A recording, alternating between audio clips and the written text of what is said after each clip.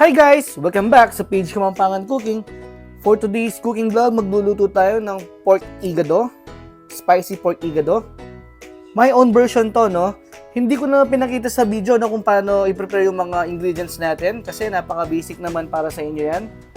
Ito guys, gaya nitong liempo. Tinanggalan ko lang siya ng balat. At saka ko siya hiniwa ng pahaba. 1 kilo yan. Pwede rin kasim, no? Depende sa inyo. Depende sa trip nyong gamitin. Okay, umpisa na natin. As you can see, nagpainit na ako ng mantika dito sa ating wok. Once na mainit na yan, nilagay na natin itong bawang. Isang ulo ng bawang yan, guys. Medyo i-brown lang natin yan.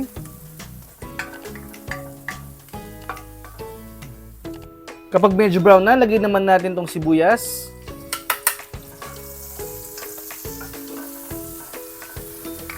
Tuloy lang yung pag-isa ng mga 1 minute.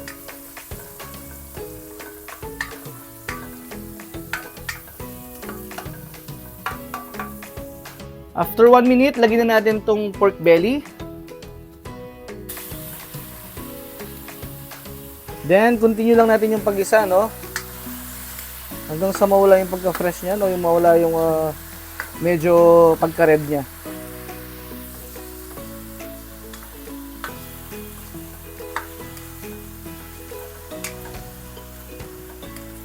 Pork belly gamit natin guys, no? Kasi para sa akin mas masarap to kaysa sa kasim. Pero kung kasim yung trip nyo, wala namang problema doon.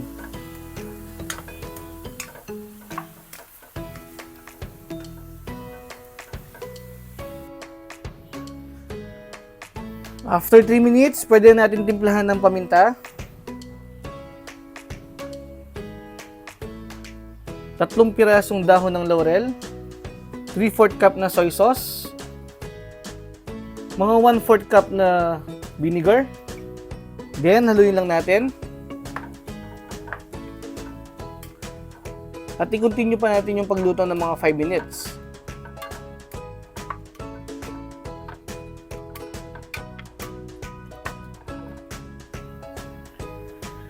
After 5 minutes, maglalagay naman tayo ng isang lata ng pineapple juice, 220 ml.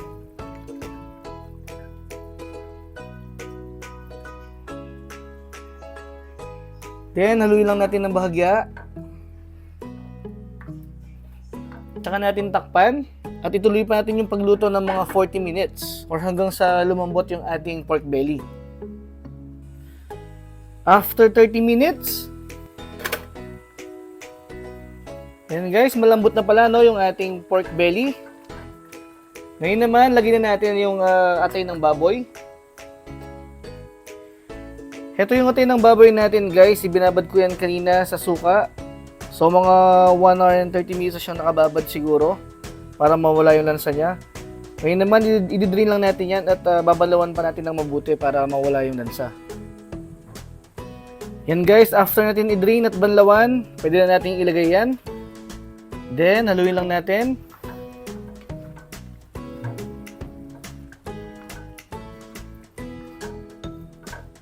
Add pa tayo ng konting water.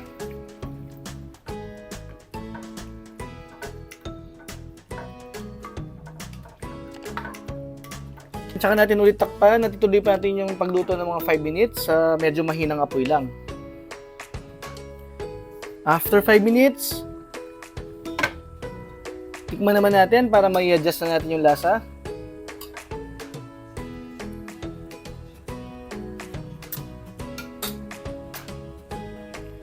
Maglalagay na lang tayo dito ng konting oyster sauce. Yan, mga 2 tablespoon. At saka isang sachet ng seasoning.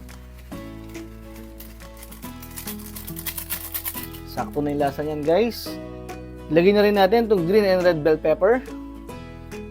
Tsaka yung siling labuyo natin.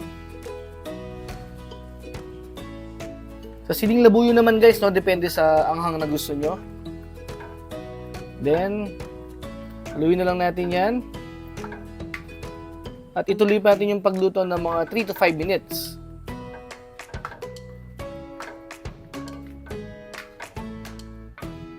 Takpan lang ulit natin.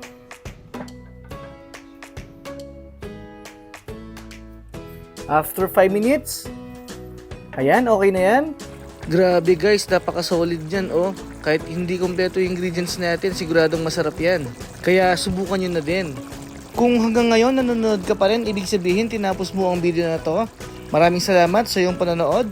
At kung hindi ka pa nakasubscribe, mag-subscribe ka na rin. Pakiclick mo na rin yung notification bell para ma-update ka sa mga susunod pa nating video gaya nito.